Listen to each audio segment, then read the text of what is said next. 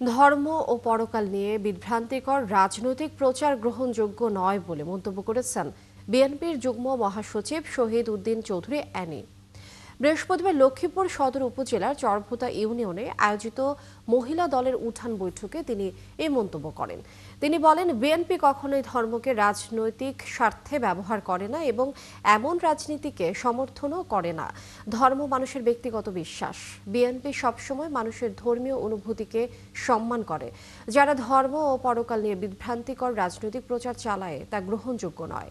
এই সময় অপপ্রচারে প্রভাবিত না হতে সবার প্রতি আহ্বান জানান অ্যানি।